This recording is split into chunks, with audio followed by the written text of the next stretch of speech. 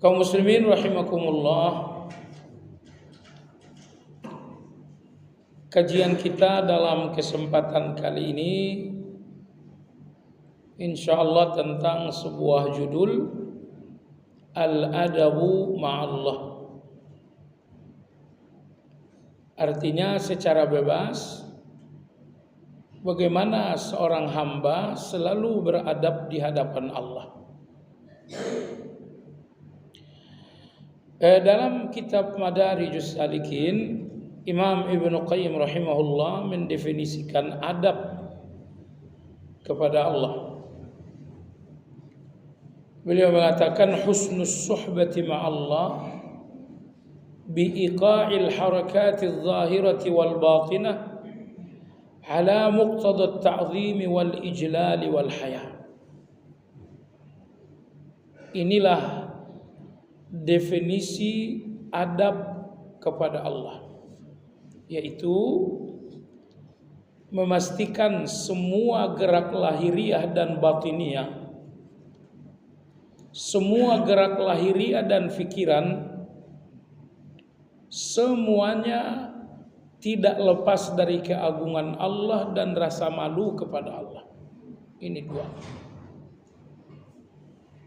Jadi gerakan lahiriah, ucapan ataupun gerakan tubuh, termasuk fikiran, semuanya harus sejalan dengan, semuanya harus sesuai dengan keagungan Allah dan rasa malu kepada Allah Subhanahu wa taala. Nah, ini yang dinamakan beradab kepada Allah. Lalu secara rinci bagaimana kita beradab kepada Allah Subhanahu wa taala? Yang pertama dan yang kedua, alla yaraka haitsu nahaka wa la yafqidaka haitsu amaraka. Ini adab 1 dan 2. Bahwa Allah tidak pernah menjumpaimu dalam larangannya dan tidak pernah kehilanganmu di dalam perintahnya. Inilah adab 1 dan adab 2. Jadi Allah Azza wa Jalla menguji kita dengan perintah dan larangan. Jadi semua perintah-perintah Allah, semua larangan-larangan Allah adalah ujian untuk keimanan kita. Ada orang yang mengabaikan ujian ini, tidak mau taat kepada perintah dan larangan. Dan ada juga orang yang pilih-pilih, perintah yang wajib saya lakukan, kalau sunnah nggak usah dulu. Larangan yang haram saya jauhi, tapi kalau yang makruh saya belum bisa tinggalin. Nomor 2 ini walaupun tidak berdosa, tapi tidak terlihat loyalitas yang bersifat total. Kita tidak melihat kesetiaan yang 100% kepada Allah Azza wa Jalla. Anda tahu jamaah sekalian, orang-orang yang akan memasuki surga itu ada 2 golongan. Pertama adalah as-sabiqun. Mereka dinamakan juga dengan al-muqarrabun. Nomor 2 adalah ashabul yamin. Di mana perbedaannya? Perbedaannya adalah soal loyalitas dan kesetiaan terhadap perintah dan larangan. As-sabiqun sesuai dengan artinya adalah berlomba. Karena tidak ada misi hidup mereka kecuali terus-menerus berlomba menjalankan perintah, berlomba menjauhi larangan. Ulama-ulama kita mengatakan kalau mau tahu hati seseorang bersih atau kotor, maka lihat perlombaan-perlombaan hidupnya. Orang-orang yang berhati bersih, perlombaan hidupnya hanya kebaikan. saya tidak boleh kalah dalam kebaikan. Saya nggak boleh kalah dalam tilawah. Saya nggak boleh kalah dalam zikir pagi dan petang. Inilah orang-orang yang berhati bersih. Kompetisi hidup mereka hanya soal baik. Saya nggak boleh kalah dalam kebaikan. Tetapi orang-orang yang hatinya kotor, kompetisi mereka dunia. Nah, kalau hatinya kotor dengan serakah, kompetisinya adalah uang dan harta. Tapi kalau hatinya kotor dengan takabur, maka kompetisinya adalah soal kekuasaan dan posisi. Nah, jadi ini salah satu cara sederhana untuk mengenali hati. Perhatikan apa yang menjadi selalu perlombaan Anda dalam sehari-hari. Nah, ini akan menjelaskan situasi hati Anda bersih atau kotor. Baik. As-sabiqun artinya adalah orang-orang yang berlomba, orang-orang yang tercepat dalam kebaikan. Misi hidup mereka adalah totalitas untuk perintah dan menjauhi larangan Allah. Jadi tidak lagi ada tembang bulu. Yang wajib, oke, kalau yang sunnah satu-satu aja. Ini bukan jalan hidup as-sabiqun. Ini bukan pola beragamanya al-muqarrabun. Baik. Golongan kedua masuk surga adalah ashabul yamin. Nah, ashabul yamin ini yang pola hidupnya seperti itu. Semua kewajiban Allah mereka sempurnakan. Tetapi soal yang sunnah setengah hati. Semua larangan Allah tidak satu pun yang disentuh kalau sifatnya haram. Tapi kalau yang tidak haram masih saja dijalankan. Ini ahlul jannah juga, tetapi ashabul yamin. Baiklah jemaah sekalian, inilah adab yang pertama dengan Allah Azza wa Jalla. Jangan sampai Allah kehilangan Anda di setiap perintahnya yang wajib ataupun yang sunnah. Nomor dua, jangan sampai Allah menemukan Anda di dalam larangannya yang haram ataupun makruh. Jadi sunnah ini kenapa mesti dijalankan? Karena dia akan memudahkan Anda untuk yang wajib. Puasa-puasa sunnah itu memudahkan puasa yang wajib. Orang-orang yang berat melakukan puasa sunnah dipastikan masuk Ramadan itu sangat berat juga bagi mereka. Nah, salat-salat sunnah itu memudahkan salat-salat yang wajib. Orang yang sedikit melakukan salat sunnah, maka salat wajib ini boleh jadi sesuatu perjuangan bagi mereka. Mereka memang tidak berani meninggalkan salat wajib, tapi mereka perlu berjuang untuk bisa melakukannya. Padahal jamaah sekalian, orang-orang yang melakukan perintah tapi harus dengan satu perjuangan, ini dinamakan orang-orang pada level mujahadah. Lalu yang lebih tinggi dari level mujahadah adalah as-siddiqun. As-siddiqun dalam menjalankan perintah atau menjauhi larangan semuanya serba mudah. Tidak ada yang terasa berat. Karena semua kebaikan terasa mudah, sehingga as-siddiqun dalam hati mereka tidak ada satupun keinginan berkhianat kepada Allah. Semua kebaikan terasa mudah dilakukan. Semua larangan terasa gampang untuk ditinggalkan. Karena semuanya serba mudah, maka di dalam jiwa as-siddiqun tidak ada keinginan berkhianat kepada Allah. Tidak ada keinginan mereka mengkhianati Allah dalam perintah. Tidak ada keinginan mereka mengkhianati Allah dalam larangan. Karena semua perintah dan larangan itu bagi mereka sangat mudah.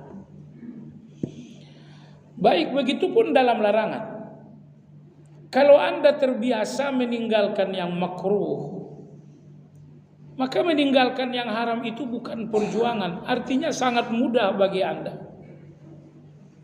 Jadi kalau ada orang-orang yang sangat berat sekali meninggalkan yang haram, itu disebabkan karena mereka masih sangat banyak melakukan yang makruh. Jamaah sekalian, kadang-kadang makruh itu karena bendanya. Ambil contoh misalnya pete, jengkol. Tapi kadang-kadang makruh itu karena berlebihannya. Nah, makruh berlebihan ini ada 5. Yang pertama, ngobrol berlebihan. Nomor 2, memandang berlebihan. Nomor 3, makan berlebihan. Yang keempat, tidur berlebihan. Yang kelima, bergaul berlebihan. Nah ini 5 induk yang makruh. Ngobrol itu kan boleh, tapi kalau sudah berlebihan itu bahaya. Baiklah jamaah sekalian, kita lanjutkan adab yang ketiga. Anta tasabaqa ilaihi, bahwa Anda selalu mengambil sikap berlomba menuju Allah. Adab yang ketiga, bahwa Anda tidak pernah terlambat untuk Allah Subhanahu wa taala. Di dalam salat, di dalam segala perintah-perintah Allah, Anda enggak pernah terlambat. Kadang-kadang ada keterlambatan yang harganya mahal. Dulu ada seorang laki-laki Yaman, namanya Abu Abdurrahman. Nama aslinya Abdullah bin Usailah As-Sunabihi. Sewaktu Nabi kita sallallahu alaihi wasallam masih hidup, Abdullah As-Sunabihi dengan sejumlah orang-orang Yaman masih menunda hijrah kepada Nabi. Tapi pada akhirnya mereka ada beberapa orang bersepakat, ya sudah, ini tidak boleh ditunda lagi, kita harus hijrah menjumpai beliau. Maka mereka bertolak dari Yaman menuju Madinah untuk berhijrah kepada Nabi sallallahu alaihi wasallam. Nah, setelah mereka melewati satu kawasan, kalau nggak salah namanya Usfan, atau jarak yang lebih dekat dengan Madinah, mereka melewati satu kampung. Penghuni kampung bertanya, kalian ini dari mana, mau ke mana?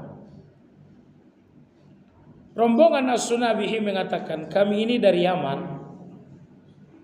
Tujuan kami berhijrah kepada Nabi sallallahu alaihi wasallam. Lalu dikatakan, kalian ini orang yang rugi. Nabi sallallahu alaihi wasallam sudah wafat 5 hari yang lalu. Jadi perhatikan, keterlambatan 5 hari menjadi penyebab mereka ini tidak sampai pada level sahabat. Seandainya mereka tidak terlambat hijrah, tentu saja mereka dinamakan sahabatnya Nabi. Tapi qadarullah, karena mereka menunda, Allah hukum penundaan itu dengan harga yang sangat mahal. Akhirnya mereka semuanya tidak lagi dinamakan sahabat.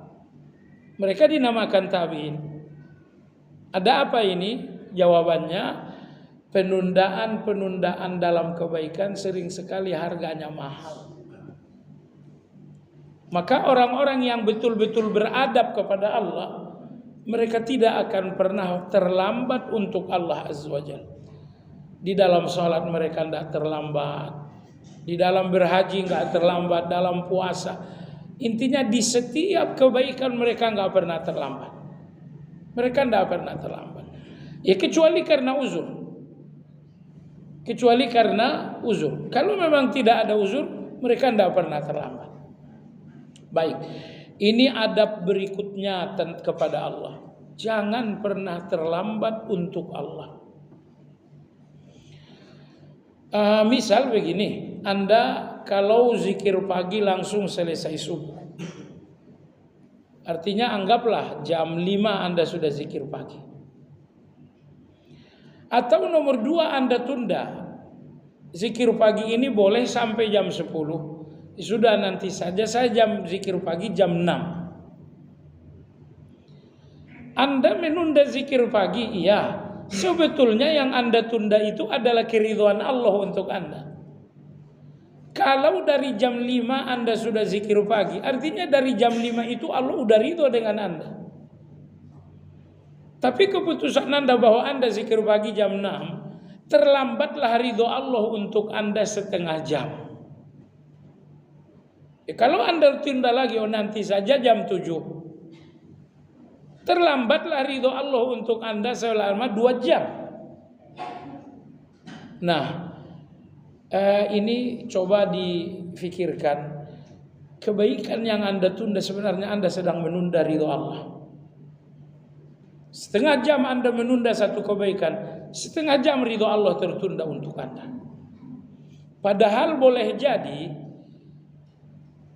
ridho yang sampai kepada Anda lebih segera, ini mungkin akan menghasilkan banyak keberkahan. Misalnya, kalau di jam 5 Allah telah sampaikan ridhonya kepada Anda, mungkin dari ridho ini Anda akan menemukan kemudahan. Karena ridho ini Anda akan terhindar dari bahaya. Karena ridho ini Anda akan mendapatkan keberkahan. Tapi kalau ridho itu sudah terlambat, akan terlambatlah banyak kebaikan untuk Anda. Baik jamaah sekalian, lalu yang perlu untuk kita fahami juga, satu nasihat ya, nasihat seorang kalau nggak salah Hudzaifah atau siapa kepada Umar bin Khattab. Beliau mengatakan, wahai Amirul Mukminin, sesungguhnya Allah punya hak atas dirimu di siang hari dan Allah tidak menerimanya di malam hari. Dan Allah punya hak atas dirimu di malam hari dan Allah tidak menerimanya di siang hari. Jadi seolah-olah beliau ingin berkata, setiap waktu sudah ada kesibukannya sendiri-sendiri. Sekarang di jam 5 kesibukan Anda adalah zikir. Karena boleh jadi nanti jam 6 akan ada kesibukan lain. Nanti jam 7 akan ada lagi kesibukan lain. Nah, jadi satu kebaikan semakin ditunda, semakin terasa tidak dicintai. Karena kebaikan yang betul-betul Anda cintai nggak mungkin Anda tunda-tunda. Tidak mungkin ditunda-tunda. Tapi kan agama memberikan waktu yang longgar. Betul, zikir pagi waktunya sampai jam 10 atau jam 11. Zikir sore waktunya juga sampai jam 10, jam 11 malam. Tapi waktu yang lapang ini bukan berarti Anda menunda. Waktu yang longgar ini artinya adalah bahwa dalam keadaan uzur Anda punya kebebasan. Intinya menunda satu kebaikan tanpa uzur adalah satu hal yang tercela. Dan ini tidak termasuk adab kepada Allah Azza wa Jalla. Orang-orang beriman ini serakah mereka cuma satu. Mereka serakah dengan segala kebaikan. Oleh sebab itu mereka tidak pernah menunda-nunda kebaikan tersebut. Baik. Adab berikutnya kepada Allah Subhanahu wa taala, wa tansyagila biyaumi liqa'ihi. Jadikanlah kesibukanmu untuk hari pertemuan dengan Allah. Saya ini orang kampung. Kalau sudah ada rencana pulang kampung lebaran Syawal, itu biasanya dari 5 bulan sebelumnya kita udah mulai sibuk. Kita udah mulai sibuk untuk pertemuan dengan orang-orang tercinta. Nah, Maka di sini disebutkan di antara adab seorang hamba kepada Allah senantiasa terus menerus sibuk untuk pertemuan dengan Allah Azza wa Jalla. Hari pertemuan itu makin dekat. Bisa jadi datang dalam waktu cepat, bisa jadi datang dalam waktu yang lama. Tetapi orang yang betul-betul beradab kepada Allah, mereka menjadikan kesibukan cuma satu, yaitu kesibukan untuk hari pertemuan dengan Allah Azza wa Jalla. Anda sudah lihat acara pernikahan. Itu betapa heboh dua keluarga untuk acara pernikahan itu. Masih 6 bulan lagi udah kasak kusuknya luar biasa. Semua terasa gatal. Itu hanya untuk 1 hari pernikahan. Nah, saya cuma ingin mendekatkan satu persoalan saja. Bahwa orang-orang yang penuh adab kepada Allah, kesibukan besar mereka adalah mempersiapkan pertemuan dengan Allah. Mereka bangun tengah malam, dalam hati mereka berkata, ini persiapan menjumpai Allah. Mereka membaca Al-Quran, mereka mengatakan, ini persiapan bertemu dengan Allah Azza wa Jalla. Nah, kita ini udah bersiap bertemu dengan Allah. Saya yakin subuh kita adalah persiapan bertemu dengan Allah. Mungkin sebentar kita akan sholat syuruk, itu pun dalam rangka siap-siap bertemu dengan Allah. Tapi persiapan itu belum menjadi kesibukan. Persiapan itu belum menjadi kesibukan. Karena yang dimaksud dengan kesibukan adalah waktu Anda menjadi lebih banyak. Nomor 2, Anda makin lapang dada mengorbankan banyak hal. Itu namanya sibuk. Jadi dalam kesibukan ada waktu yang lebih banyak. Di dalam kesibukan Anda banyak berkorban. Kalau 2 hal ini belum ada, berarti yang sedang kita lakukan ini hanya persiapan sederhana. Seolah-olah pertemuan dengan Allah itu masih 20 tahun lagi. Jadi nasihat Nabi kita sallallahu alaihi wasallam kepada Abdullah bin Umar, kun fid dunya ka'annaka gharib aw abiru sabil. Wahai Ibn Umar, lihatlah dirimu di dunia seperti perantau. Bahkan kalau bisa sebagai seorang musafir. Kalau perantau di negeri rantau itu bertahun-tahun tapi ujungnya pulang. Tapi kalau musafir dalam perjalanan ukurannya hari lalu kemudian pulang. Maka Nabi mengatakan, wahai Ibn Umar, 2 pilihan engkau melihat dirimu. Pertama, lihat dirimu perantau, setahun, 2 tahun, 3 tahun kamu harus kembali kepada Allah. Atau nomor 2, ini yang lebih baik lagi, lihat dirimu di dunia ini sebagai musafir yang dalam hitungan beberapa hari akan kembali kepada Allah Azza wa Jalla. Nah, maka setelah Ibnu Umar menerima wasiat ini dari Nabi kita, beliau selalu berpesan kepada orang-orang yang ia jumpai. Idza asbahta fala tantadhiril masa wa idza amsayta fala tantadhiris sabah. Artinya apabila kamu hidup di pagi hari, jangan terlalu yakin masih hidup sampai sore. Kalau kalian hidup di sore hari, jangan terlalu yakin bahwa masih ada kehidupan sampai pagi. Jadi intinya, apa yang membuat Anda jamaah sekalian, apa yang membuat Anda sibuk untuk hari pertemuan dengan Allah? Jawabannya karena Anda melihat kematian itu dekat. Sehingga Anda sibuk untuk pertemuan dengan Allah Azza wa Jalla. Sibuk pertemuan dengan Allah dengan pengertian pula Anda memiliki banyak amal. Karena kalau tidak ada amal itu namanya tidak adab. Tidak ada kesibukan bertemu dengan Allah Azza wa Jalla. Kemudian adab berikutnya kepada Allah Azza wa Jalla, anta tawadhu'a bi ni'matihi. Selalu rendahkan hati dengan semua nikmat Allah. Apapun nikmat yang dianugerahkan, Pastikan semuanya tidak mengubah hati yang rendah. Tidak mengubah hati yang rendah menjadi tinggi. Subhanallah, sebagian orang jamaah sekalian, begitu Allah anugerahkan nikmat, langsung hatinya naik ke langit yang ketujuh. Hatinya langsung meninggi, hatinya langsung membesar. Ini demi Allah bukan syukur. Karena bagian dari syukur adalah taat. Dan di antara ketaatan penting dalam syukur bagaimana merendahkan hati dengan nikmat Allah. Sebab itu Allah yang berikan Anda anugerah tubuh yang bagus, ototnya menonjol dari atas sampai ke bawah. Tidak usah terlalu dipamer-pamerkan juga. Tetap saja pakai gamis. Tidak usah beli baju seketat-ketatnya. Setiap ngomong selalu main tangan. Padahal tadinya kalau ngomong biasa aja. Ini menurut saya. Jadi jemaah sekalian, bagian dari adab kepada Allah Azza wa Jalla, rendahkan hati dengan segala nikmatnya. Allah kasih Anda nikmat kepintaran, rendahkan hati.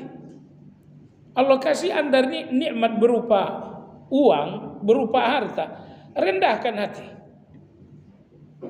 Jadi di antara bentuk tidak sopan kepada Allah Azza wa Jalla, ketika nikmat-nikmatnya justru membesarkan hati kita, membengkakkan hati dalam takabur. Baik.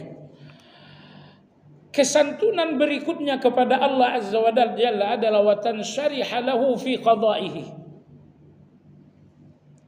Selalulah lapang dada dengan apapun yang menjadi keputusan Allah. Kadang-kadang keputusan Allah adalah ujian, keuangan, itu keputusan Allah. Kadang-kadang keputusan Allah adalah ujian kesehatan. Kadang-kadang keputusan Allah Subhanahu wa taala bahwa kita diuji dengan anak-anak yang nakal. Semua ujian lapangkan dada. Orang-orang yang beriman tidak pernah melihat ujian itu sebagai ujian biasa. Artinya orang-orang melihat apapun ujian, oh ini keputusan Allah untuk saya. Anak-anak nakal, oh ini kebijaksanaan Allah untuk saya. Hidup dalam keadaan susah, ini kebijaksanaan Allah untuk saya. Mereka tidak menamai musibah itu dengan musibah. Ini musibah, enggak. Mereka menamai musibah, oh ini hikmahnya Allah untuk saya. Ini kebijaksanaan Allah untuk saya. Nah, musibah yang tidak Anda hubung-hubungkan dengan Allah itu berat sekali. Anak saya bandel, itu berat sekali. Hidup saya sedang susah, itu berat sekali. Tapi kalau musibah-musibah ini Anda hubungkan dengan Allah, maka dia akan menjadi ringan. Anakmu bandel ya, ini ujian Allah untuk saya. Begitu muncul kata Allahnya, dia menjadi ringan. Katanya kamu sakit begini, ya itu keputusan Allah untuk saya. Jadi jangan namai ujian itu tanpa nama Allah. Saya sakit, jangan. Tetapi namai ujian ini dengan nama Allah. Artinya sakit saya ini adalah ujian Allah. Sakit saya ini adalah keputusan Allah. Sakit saya ini adalah kebijaksanaan Allah untuk saya. Maka dalam surat At-Taghabun Allah berfirman, "Wa may yu'min billahi yahdi qalbah." Siapa yang melihat takdir Allah dalam ujian, ini ujiannya, ini takdir Allah untuk saya. Ini musibah ya, ini takdir Allah untuk saya. Kalau ujian-ujian ini Anda lihat sebagai takdir Allah, ujian Allah, yahdi qalbah, niscaya Allah akan memberikan hidayah sabar dalam hati. Allah berikan hidayah sabar dalam hati. Jemaah sekalian, jalan kebaikan dalam ujian Allah itu ada 3. Yang satu adalah jalan kejahatan. Jalan kejahatan ini tidak perlu kita bahas, karena Anda semua orang baik. Jalan kebaikan di dalam ujian Allah ada 3 tingkat. Tingkat paling rendah adalah sabar. Di atas itu adalah ridha. Di atas itu adalah syukur. Inilah jalan alternatif Anda apabila suatu saat telah sampai di atas ujian. Sabar atau ridha atau syukur. Sabar jamaah sekalian, artinya ujian ini masih terasa perih. Ujian ini masih terasa sesak. Anda masih berpikir seandainya tidak ada ujian. Anda masih berpikir seandainya ujian tidak ada, atau seandainya ujian ini segera berlalu. Kalau masih ada pikiran seandainya tidak ada ujian, seandainya ujian segera pergi, kalau masih ada pikiran seperti ini adalah orang sabar. Hanya saja orang sabar itu tidak berani ngomong hal-hal seperti itu. Nah, hadis berikut ini penting untuk kita pahami. Ada seorang sahabat ketemu Nabi kita. Ini suara saya tinggal beberapa liter lagi, jadi kurang lantang ini.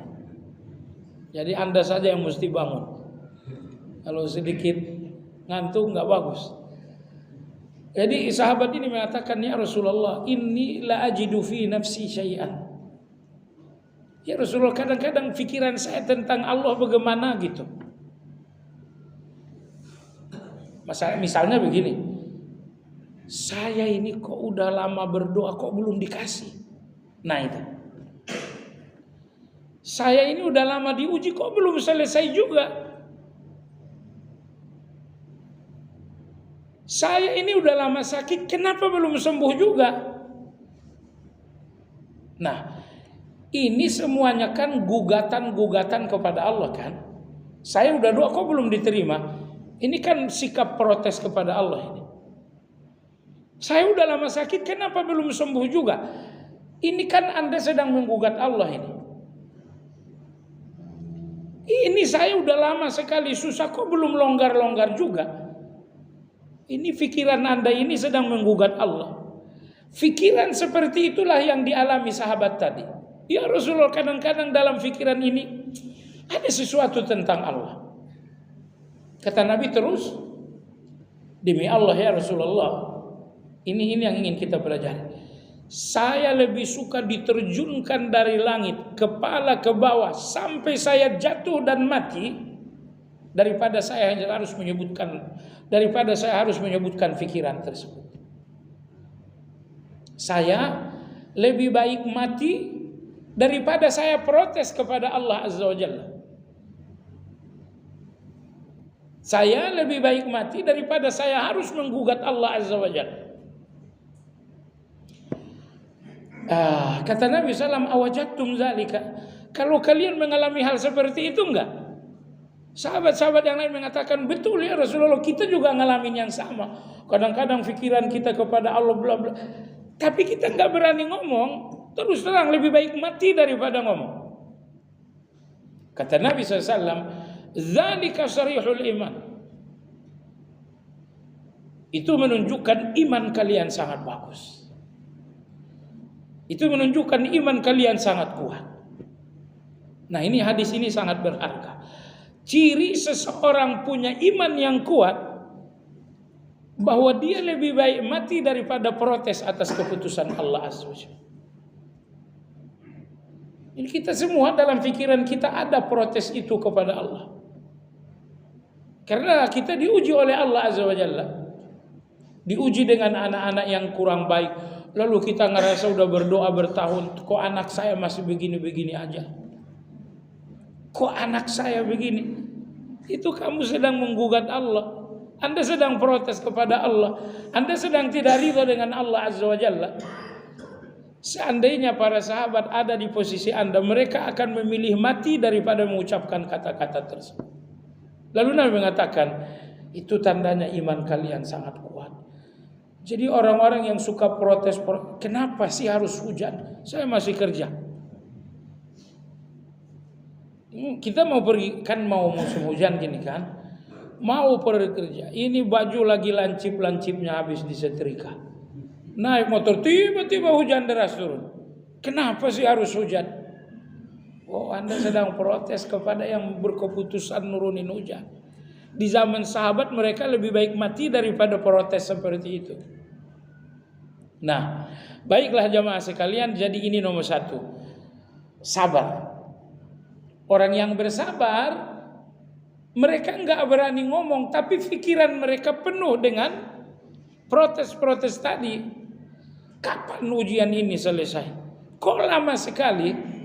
Jadi ada pemberontakan seperti itu namun mereka tahan. Intinya orang-orang sabar tetap berkeinginan, seandainya enggak ada ujian. Seandainya ujian ini pergi. Ini orang sabar. Lebih tinggi dari sabar adalah ridho. Orang yang ridho itu orang yang gak punya pilihan di depan Allah. Gimana kalau kamu diuji? Ya Allah, saya gak punya pilihan di depanmu. Pilihanmu lah yang terbaik. Kalau memang keputusanmu adalah ujian, ya itu yang terbaik. Gimana kalau kamu sakit? Ya Allah, kalau sakit itulah pilihanmu, saya pun memilih hal yang sama. Ya Allah, saya gak punya pilihan di depanmu. Pilihanmu pasti yang lebih baik. Ini namanya ridho. Orang-orang ridho ketika mereka sakit, Anda pengen sembuh nggak? Ya, terserah Allah aja. Orang-orang yang ridho dalam kesusahan Anda tanya, kamu pengen senang? Terserah Allah saja. Pokoknya dalam keputusan Allah, saya nggak punya pilihan selain keputusan Allah itu. Nah, ridho ini berat atau enggak? Ya, dalam ujian tertentu ridho itu gampang. Tapi dalam ujian tertentu pula ridho itu berat. Tapi sekaligus ini belum menunjukkan ridho kita itu stabil. Karena ridho yang stabil dalam segala ujian selalu ridho.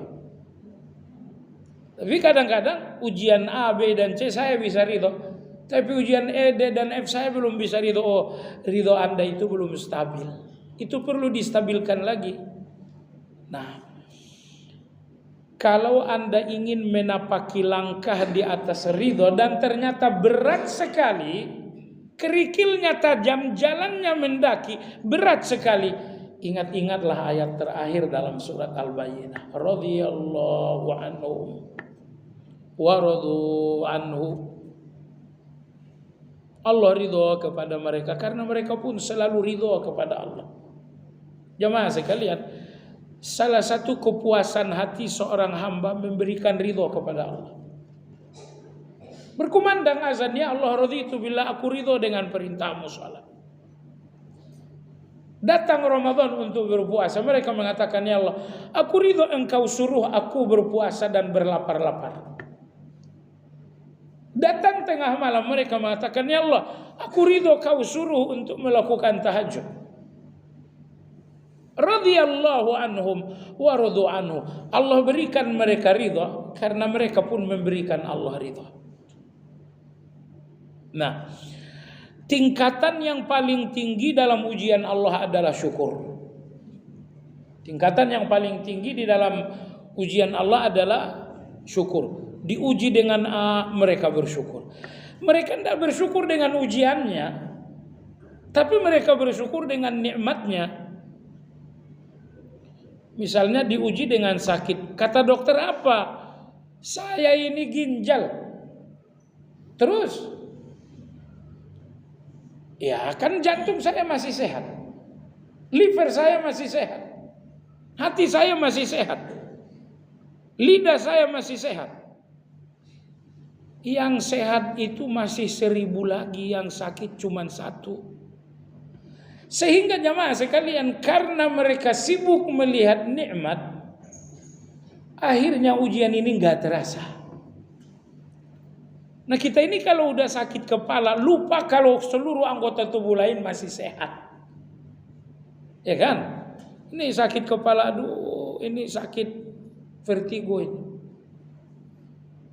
Kita fokus sekali dengan ujian itu sehingga nggak sadar mata masih sehat, telinga masih sehat, jantung masih oke.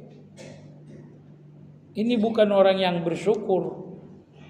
Orang yang bersyukur ini apabila mereka sampai pada ujian, mereka tidak mau lihat ujian itu lama-lama.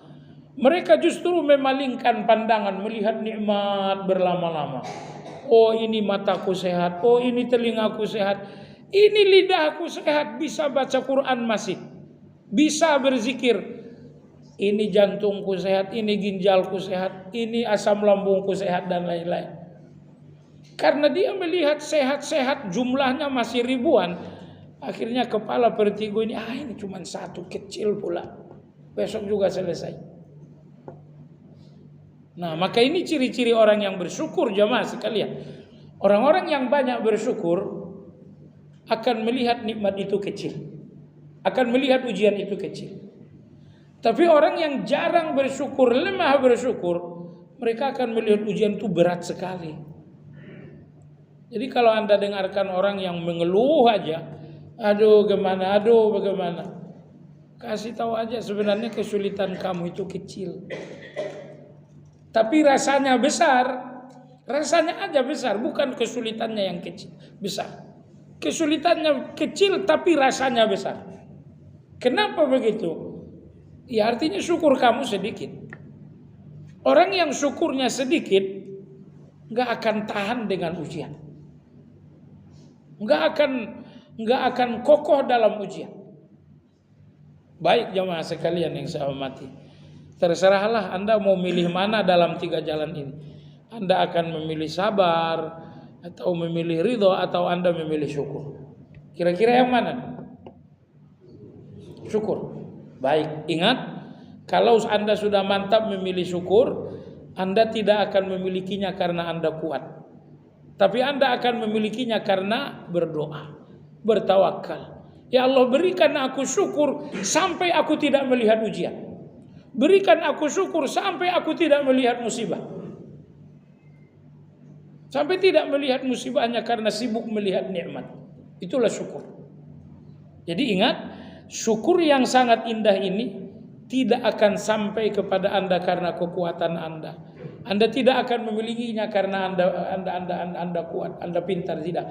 Anda memilikinya kalau Allah yang ngasih. Dan Allah ngasih kalau Anda meminta. Maka di sujud, di kapanpun Anda berdoa, minta kepada Allah, ya Allah berikan aku syukur. Berikan aku syukur sampai aku melihat semua musibah itu kecil. Ya Allah berikan aku syukur sampai aku tidak melihat musibah.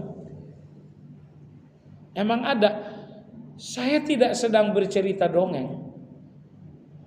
Orang-orang yang syukurnya luar biasa, memang mereka tidak melihat ujian, mereka tidak melihat musibah. Nah, saya kasih Anda contoh. Imran bin Husain radhiyallahu taala anhu, 32 tahun beliau mengalami penyakit wasir yang sangat buruk. Jangankan berdiri, apalagi berlari, duduk pun selama 32 tahun gak mampu. Allahu Akbar. 32 tahun gak duduk. Terus berbaring saja di tempat tidur yang sudah dibikin. Di tempat tidur inilah makan, di sinilah minum, di sinilah salat, di sinilah tilawat, termasuk qadha hajat pun di situ. Itu bukan 3 hari. Berapa tadi? 32 tahun. Suatu hari seorang tabi'in, kalau nggak salah namanya Iyas Al-Qadhi. Mereka ada 2 orang, salah satunya adalah Iyas Al-Qadhi. Datang menjenguk. Yang jenguk ini malah nangis melihat pasien itu. Tetapi pasien mengatakan, aduh, tolong jangan nangis. Saya tidak suka kalian nangis. Saya saja nggak nangis, kenapa kalian suka? Dengar baik-baik kata Imran. Semenjak hari itu Rasulullah datang mengucapkan A, Nabi mengatakan, Imran, kali ini saya datang bukan sekedar menjenguk, tapi ada titip salam buat kamu. Ya Rasulullah, titip salam siapa pula itu? Kata Rasulullah, Jibril titip salam. Kata Jibril, dia salut dengan sabarnya kamu. Kata Imran bin Husain, sejak hari itu Rasulullah sallallahu alaihi wasallam sampaikan titip salamnya Jibril, sampai hari ini tidak ada yang paling aku cintai lebih dari sakitku ini. Tuh. Jadi dia malah melihat sakit itu dengan cinta. Ini sakitku tapi ini cintaku. Ini sakitku tapi ini cintaku.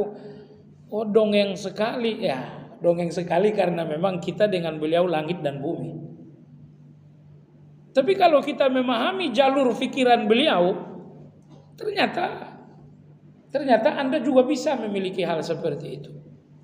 Maka oleh sebab itu jamaah sekalian yang saya hormati, banyak-banyaklah bersyukur sampai Anda tidak melihat musibah itu sesuatu yang besar. Sungguh-sungguhlah bersyukur sampai Anda tidak merasa berat dengan segala ujian. Ujian yang berat bukan ujiannya berat, rasanya yang berat. Kenapa rasanya berat? Karena syukur kita selama ini masih syukur setengah hati. Baik, kita lanjutkan jamaah sekalian. Kesantunan berikutnya kepada Allah. Ini kode alam. Sampai di sini.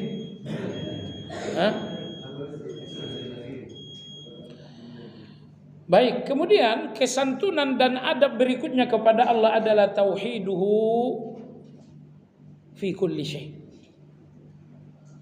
Lihat keesaan Allah dalam segala-galanya.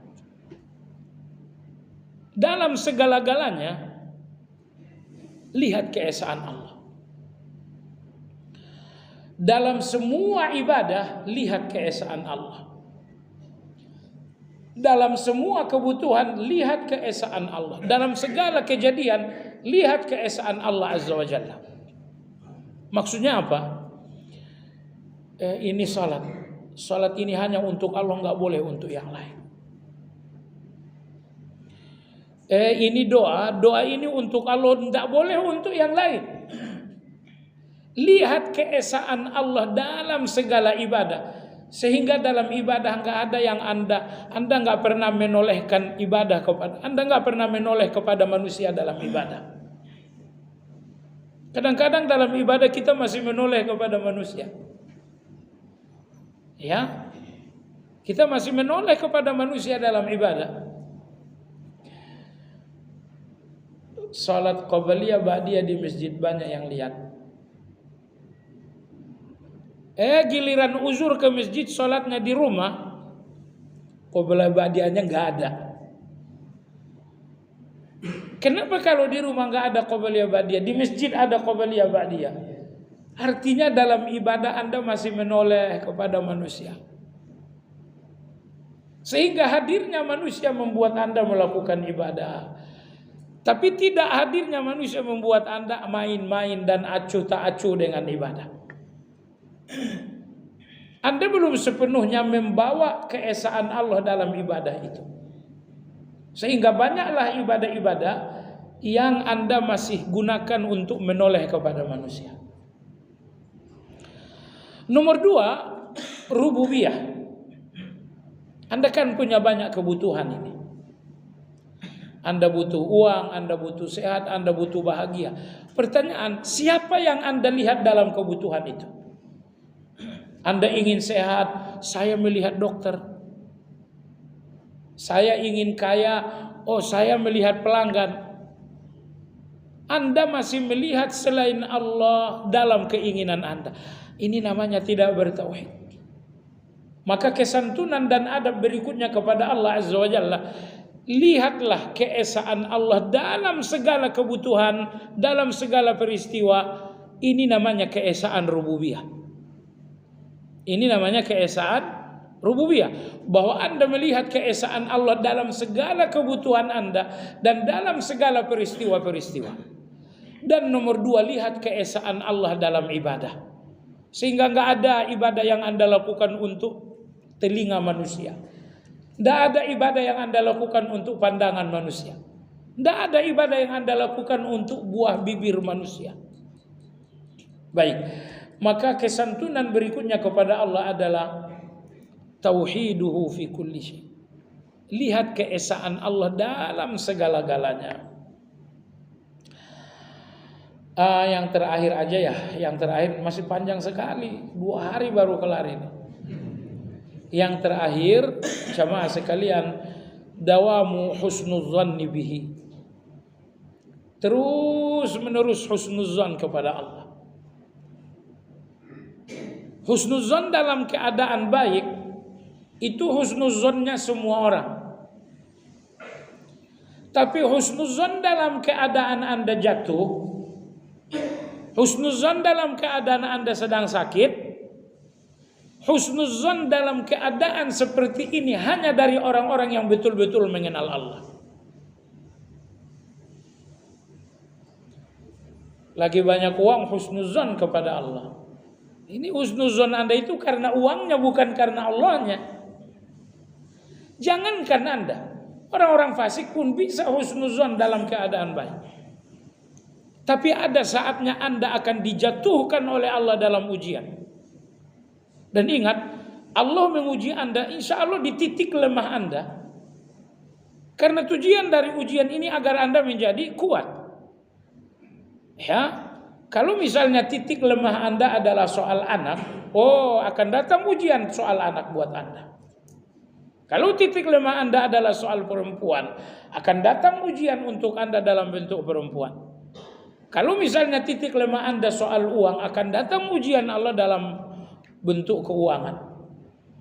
Allah akan menjatuhkan Anda dalam hal-hal yang menjadi kelemahan sampai Anda kembali bangkit.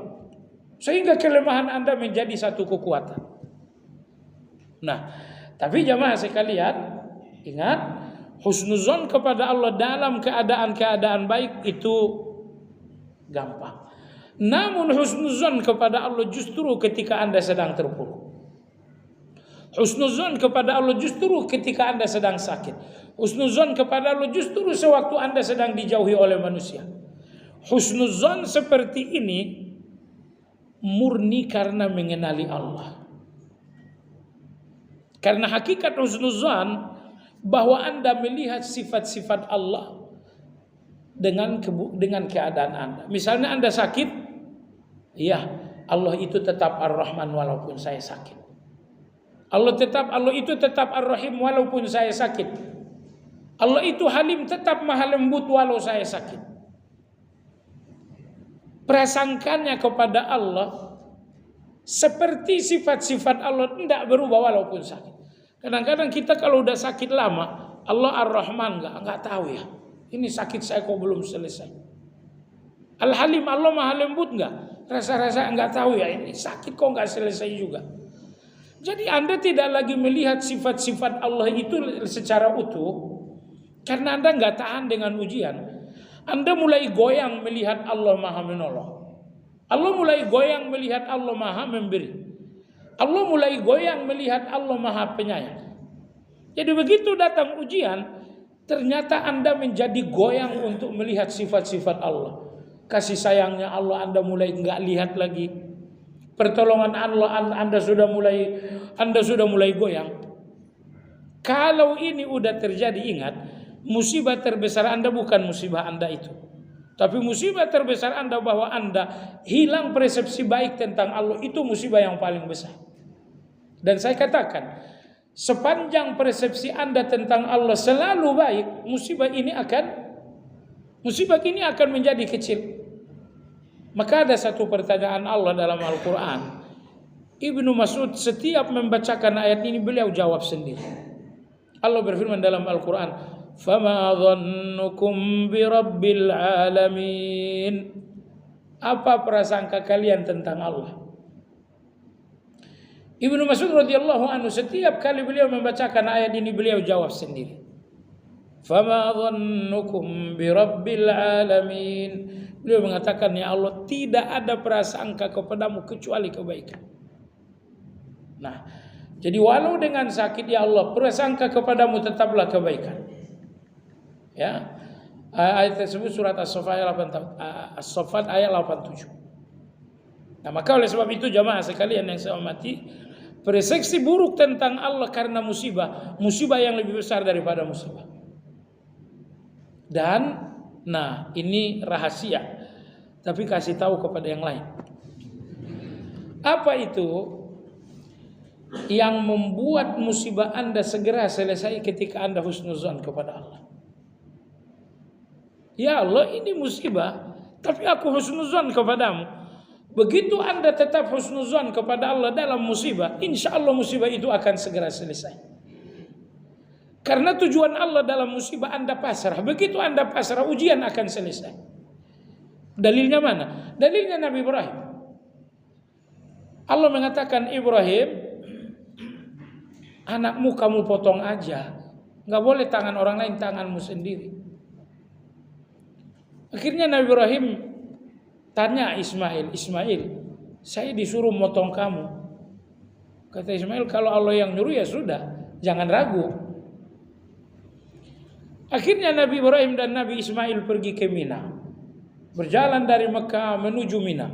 Sampai di Mina, di sebuah tempat yang tinggi. Kata Ibrahim, gimana? Kamu masih mantap? Ya saya sih nggak ada ragu. Kalau ayah bagaimana? Saya juga mantap. Kata Ibrahim, kalau begitu telentanglah. Telentanglah Ismail seperti ini. Ibrahim mengatakan, Ismail, ternyata saya nggak bisa menyembelih kamu kalau telentang. Telungkup aja. Saya sembelih dari belakang saja. Akhirnya Nabi Ismail telungkup. Karena Nabi Ibrahim mengatakan, kamu kalau telentang saya nggak bisa lihat wajahmu. Udah kamu telungkup saja. Maka Nabi Ismail telungkup. Begitu telungkup, kedua-duanya udah betul-betul pasrah. 100%, ayah sudah pasrah, anak sudah pasrah.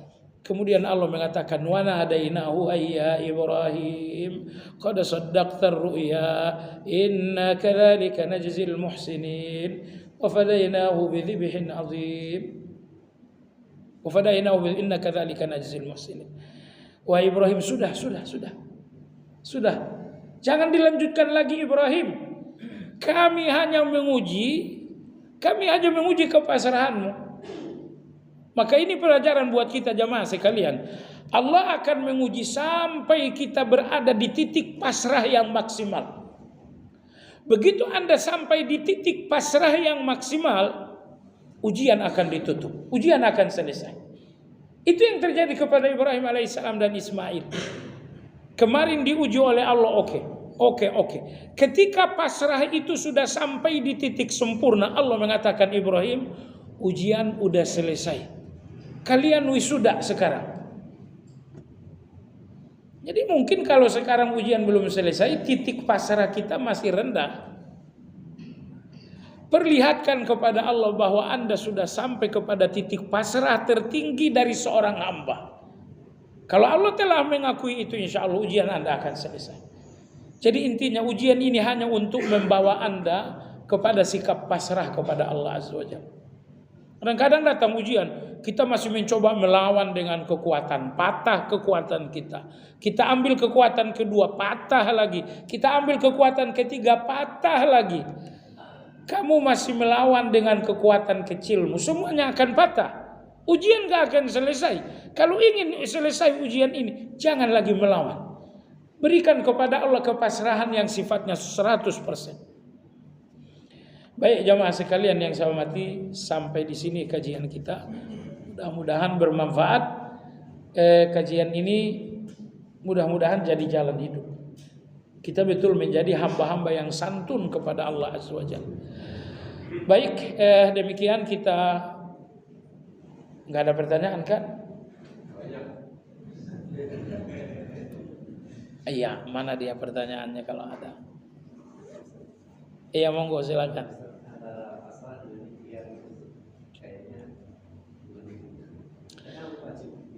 Oh, ikhtiar itu wajib. Tapi ikhtiar itu bukan tujuan. Tujuan kita dalam ikhtiar adalah hasil. Nih, saya berobat. Tujuan saya sembuh. Jadi obat ini bukan tujuan saya. Tujuan saya adalah hasilnya, yaitu sembuh. Di mana pasrah? Pasrah ini di sini, di sembuh ini, bukan di ikhtiar. Bukan di ikhtiar. Keinginan Anda bukan pada ikhtiar, keinginan Anda di tangan Allah. Karena sebagian kita begini, saya ingin sembuh maka saya ikhtiar. Oke, keinginan Anda untuk sembuh, sembuh itu di mana? Sembuh saya itu di ikhtiar. Ini salah. Sembuh yang jadi keinginan saya bukan di ikhtiar, tapi pada Allah Azza wa Jalla. Karena Anda melihat sembuh Anda di tangan Allah bukan pada ikhtiar, maka ikhtiar ini biasa-biasa saja, tetapi doa dan tawakalnya luar biasa. Doanya, tawakalnya luar biasa. Kenapa luar biasa? Karena keinginan saya itu bukan di dalam ikhtiar, di tangan Allah keinginan saya. Makanya di doanya dan di tawakalnya saya luar biasa. Kalau ikhtiarnya saya biasa aja. Saya pengen uang lalu saya berdagang. Saya dagang, tujuan saya uang. Pertanyaan, uang itu di mana? Di ikhtiar atau di tangan Allah? Oh, saya lihat uang itu di tangan Allah. Kalau begitu luar biasalah dalam doa dan tawakal. Soal ikhtiar biasa-biasa saja. Kadang-kadang enggak, di sini luar biasa ikhtiarnya, doanya justru di bawah biasa. Oh, itu salah. Nah, jadi oleh sebab itu pasrah kita adalah ketika terhadap hasil, bukan terhadap ikhtiar. Ikhtiar ini nggak boleh ditinggalin. Orang yang nggak ikhtiar namanya orang sesat, Jabariyah namanya. Tapi orang yang melihat keinginannya dalam ikhtiar sesat juga, Qadariyah namanya. Ahlu sunnah itu mereka berikhtiar, tapi mereka yakin hasil yang saya inginkan itu di tangan Allah, bukan pada ikhtiar. Maka Anda lihat rumah sakit itu ikhtiar. Orang yang keluar dari rumah sakit sekian persen mati, sekian persen sehat, sekian persen tambah parah. Iya kan? Iya, sebagian yang pulang dari rumah sakit malah tambah parah. Agar apa ini semuanya? Agar Anda sadar rumah sakit ini bukan sehat, tapi dia hanya sekedar ikhtiar. Maka dalam ikhtiar biasa-biasa saja, doa dan tawakal di situ Anda harus luar biasa. Wallahu a'lam. Iya. Oh iya, baik. Silakan, baik. Terima kasih Bapak Zarif. Assalamualaikum warahmatullahi wabarakatuh. Salam. Ketika Pak Ustaz menerangkan bahwa kalau ada tiga kebaikan antara yang sabar, syukur, ridho, dan syukur. Ketika di tempat semacam itu kita sudah kuat kita. Kita tahu ayatnya, la yukallifullahu nafsan illa wus'aha makasabat wa 'alaiha.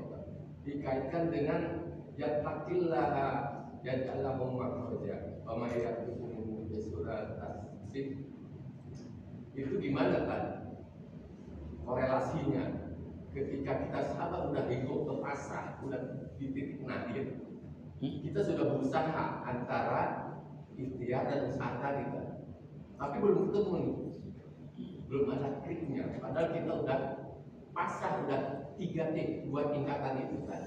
Terima kasih. Assalamualaikum warahmatullahi wabarakatuh. Iya. Allah berfirman dalam surat At-Talaq, "Wa may yattaqillaha yaj'al lahu makhraja wa yarzuquhu min haitsu la yahtasib." Siapa yang bertakwa akan Allah berikan solusi. Jadi kalau belum ada solusi-solusi juga, sibuklah melihat ketakwaan dulu. Karena ini pasti ada ketakwaan yang bautnya lepas. Ada ketakwaan yang longgar, itu dikencang-kencangin aja. Karena ayat ini nggak mungkin salah. Wa may yattaqillaha yaj'al lahu makhraja. Nomor 2, kalau bertakwa akan Allah berikan rezeki yang tak terduga-duga. Allah berikan rezeki yang tak dikira-kira. Nah, ini pun buah ketakwaan. Maka makin bertakwa seseorang, makin banyak rezeki yang tak terduga.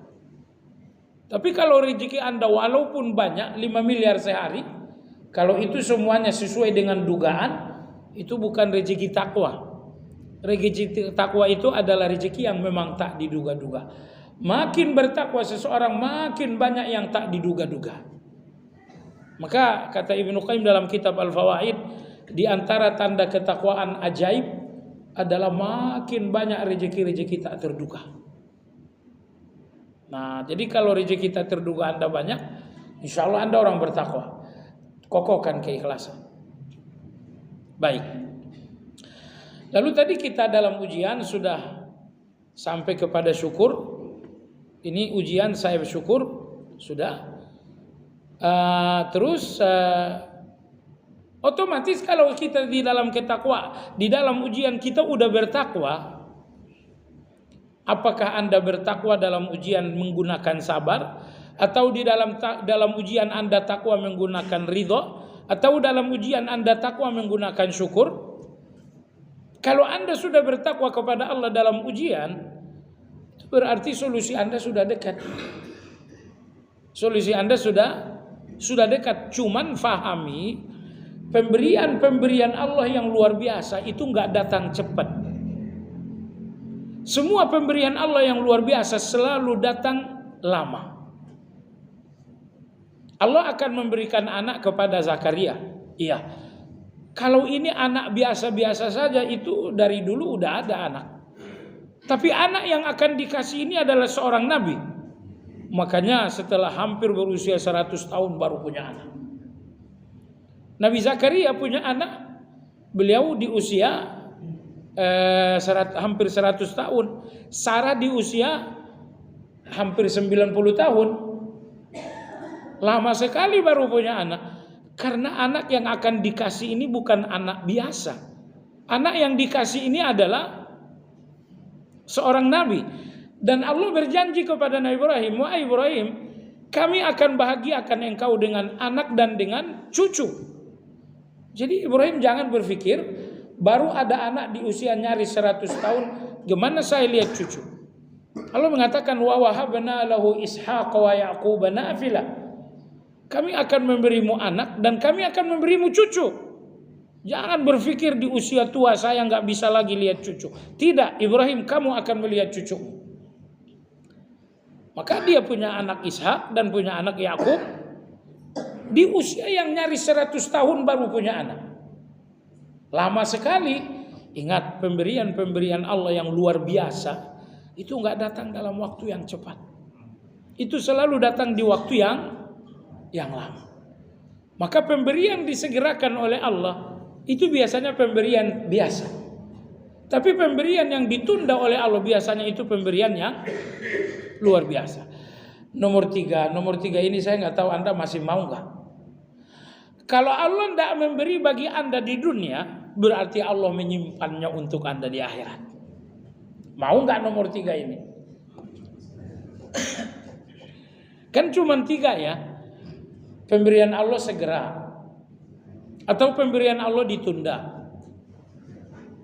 atau nomor 3 pemberian Anda disimpan oleh nanti aja di surga. Nah, Anda mau yang mana ini? Semakin ditunda itu semakin bagus. Allah kasih di dunia, kenapa di akhirat dikasih?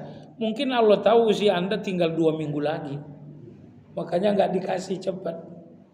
Artinya Allah tahu usia Anda mungkin tidak lama-lama, makanya tidak dikasih. Ya Allah, sampai usia 60 tahun saya belum pernah punya mobil, kasihlah mobil ya Allah. Allah nggak ngasih, tapi Anda berdoa. Allah mengatakan ini doamu disimpan, nanti di akhirat dikasih. Dikasih di dunia kamu 2 tahun lagi udah pergi, nggak ada gunanya, kamu nggak menikmati lagi. Ditambah lagi kamu akan lalai, nggak siap-siap lagi bertemu dengan Allah Azza wa Jalla. Nah, jadi ternyata kadang-kadang keinginan kita disimpan oleh Allah untuk kita mendapatkannya di akhirat. Kehidupan akhirat itu jauh lebih baik. Wallahu ta'ala a'lam. Ya, demikian. Subhanakallahumma bihamdika asyhadu an la ilaha illa anta astaghfiruka wa atubu ilaik. Alhamdulillahi rabbil alamin. Assalamualaikum warahmatullahi wabarakatuh.